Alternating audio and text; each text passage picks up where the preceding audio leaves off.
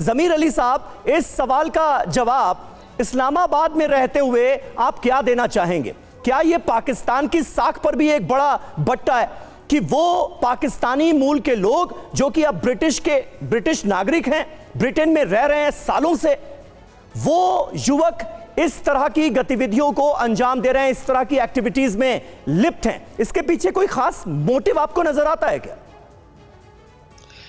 समीर जी, देखिए, इस तरह के जो इंसानी अलमिया है, मैं तो इसको इंसानी अलमिया कहूँगा, इस तरह के इंसानी अलमियों के पीछे हमेशा से एक ख़ास जहनीत होती है। अदरवाइज़ आप देखें, ना तो इस्लाम में इस तरह की किसी चीज़ की इजाज़त है, ना ही हमारा जो हिंदुस्तान और पाकिस्तान का जो कल्चर है या समाज है, यहाँ पर इस तरह के किसी भी काज को जो है सपोर्ट किया जाता है या उसको कोई अच्छा समझा जाता है। लेकिन अफसोसनाक सूरत हाल ये कि बरतानिया में जैसे दो अल्फाज इस्तेमाल किए गए थे, एक तो उन्होंने एशियंस का इस्तेमाल किया था, दूसरा ज्यादातर पाकिस्तानियों के हवाले से ही कहा जाता है। देखिए, इस तरह की जो एक क्रिमिनल मेंटेलिटी है, ये दुनिया के हर मुल्क में पाई जाती है। बुनियादी तौर पे तो इसकी जिम्मेदारी ब्रिटिश गवर्नमेंट पे आती है कि वो इंसानियत के नाते और तमाम जो मज़ाहिब है उनकी अगर तालीमात को देखें तो उसमें बिल्कुल वाज़ेह कि इस तरह के किसी भी जुर्म को किसी कीमत पर भी, ना तो वोट के आसरे पे या ना किसी और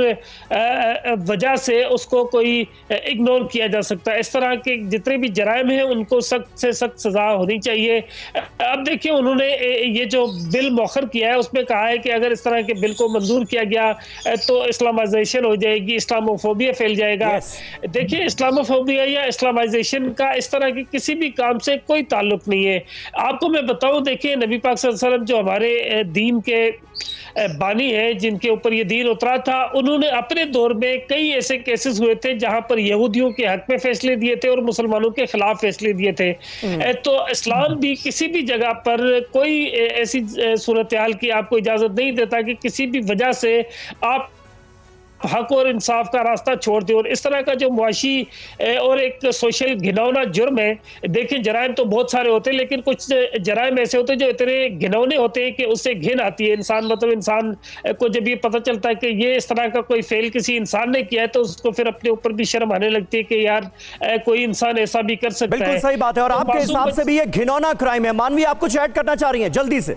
मैं ये बोलना चाहती हूँ कि कहीं ना कहीं जो ग्रूमिंग गैंग्स है ये बहुत ज्यादा एक्टिव है। ये बोलते हैं कि जैसे ये एक सिखाते हैं कि जो महिला है वो कहीं ना कहीं चाबी वाली गुड़िया है, जब मन चाहे आप उसको मरोड़ सकते हैं, जब मन चाहे उसके बाल तोड़ सकते हैं, जब मन चाहे उसका गला मरोड़ दें, जब मन चाहे उसका हाथ तोड़ दें, जब मन चाहे उसका पैर तोड़ दे। तो कहीं ना कहीं हम महिलाओं की इज्जत नहीं करते। अगर वो बुरखा पहन के, पाकिस्तान की बात कर रही हूँ, अगर वो बुरखा पहने बगैर वो बाहर निकल जाती है तो किस तरीके से आप उनके साथ ट्रीट करते हैं। अगर वो आपके बिना परमिशन के बाहर निकल जाती है तो आप उनके साथ बड़े बुरी तरीके से व्यवहार करते हैं। अगर वो आपकी बात नहीं सुनते तो आप उनके नाम पे फतवा भी जारी कर देते हैं।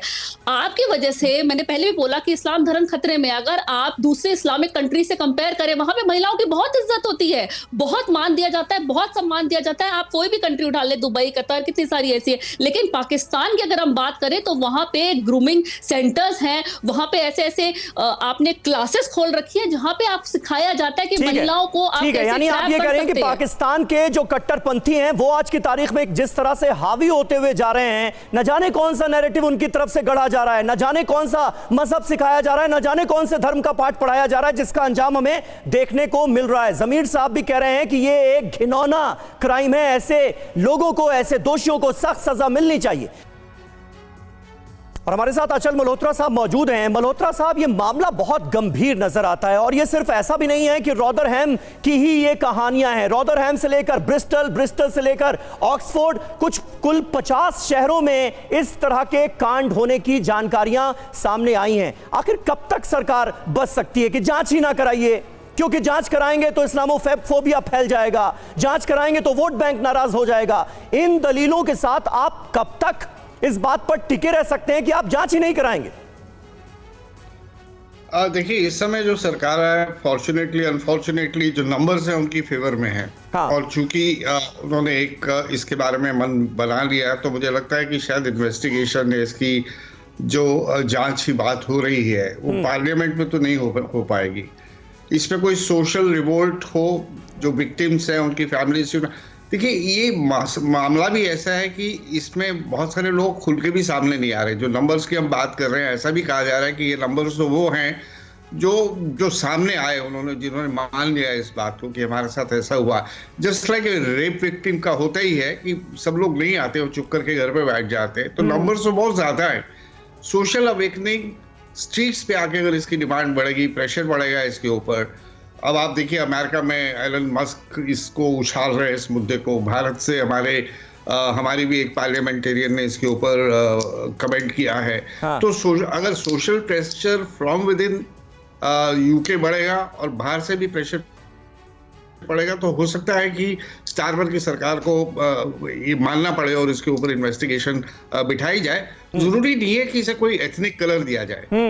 आप बोलिए कि एक समस्या है और उसको एड्रेस करना बहुत जरूरी है। बिल्कुल। अब हम ये मान के ही नहीं चल रहे कि ये सब मुस्लिम, ये पाकिस्तानी ही कर रहे हैं या सिर्फ मुस्लिम ही कर रहे हैं। ठीक है, एक ब्रॉड पिक्चर जो अब तक समझ में आ रही है वो ये है कि विक्टिम्स तो डेफिनेटली वाइट्स हैं, और जो एग्रेसर्स हैं जिन्होंने ये कांड किया है वो ज्यादातर एशियन की भी डिस्क्रिप्शन उनके यहाँ बहुत अजीब है। हाँ। उसमें बहुत कुछ आ जाता है, उसमें चाइनीज तक एशियन में गिन लिए जाते हैं। चाइनीज है, बांग्लादेशीज है, पाकिस्तानीज है, हिंदुस्तानीज है, साउथ एशिया का सभी कोई एशियन हो जाता है। तो नहीं, और आप जिन पार्लियामेंटेरियन का जिक्र कर रहे हैं जिन्होंने इस मुद्दे को उठाया, उसके जवाब में एलन मस्क ने ये क्लियर भी किया कि हाँ, ये बात सही है कि एशियंस का जिक्र नहीं होना चाहिए, यहां पर मतलब पाकिस्तानी से है।